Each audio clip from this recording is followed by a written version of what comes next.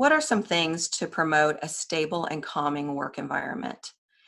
A lot of anxiety can occur during a time of uncertainty and change, but some of the things that we can control is to try to establish routines and rituals. So, as managers and coworkers, we want to think about having things on a regular schedule. If you have meetings, to have them at the same time of day, the same time of the week, to start the week with plans and goals, and to wrap up the week with accomplishments and successes. And so, these are things that we can schedule.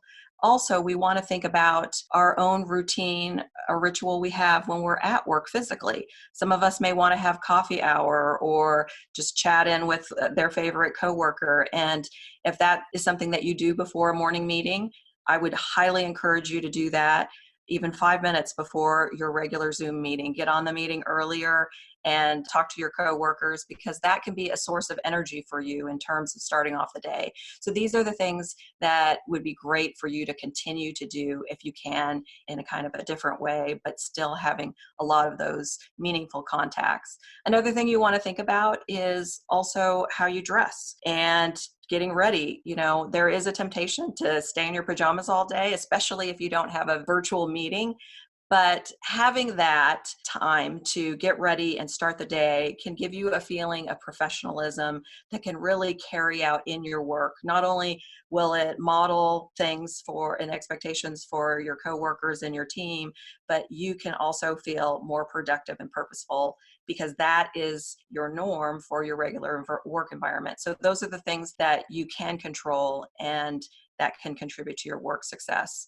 In terms of communicating and what you communicate to your coworkers and your staff during this time, you also want to be compassionate and be gracious. Make sure that you're telling the team and your coworkers both the good and the bad. It's not always helpful to withhold information that you feel is going to be negative. Certainly there's a way of presenting that information, but when you acknowledge to other people that this is a difficult time, that this is stressful and it can feel overwhelming, you are relating to people at the level that they're at, and that can feel like you have insight, you are aware, and you are a human. And so these are things that you could also be feeling yourself. And so this is really kind of a way that sometimes can energize people in a time of change and loss. And also, this can be really confusing because it's a time where you want to be hopeful, want to talk about positive things, and it can be very challenging and hard. So this can be kind of a conflict of two different realities that are happening at the same time. But what we want to do is to continue to also acknowledge the successes, acknowledge the work that's been done, and to do that to ourselves, to be gracious about what we're going through, but to also find ways to celebrate by ourselves and with our coworkers what we're doing to accomplish things and moving forward as a team.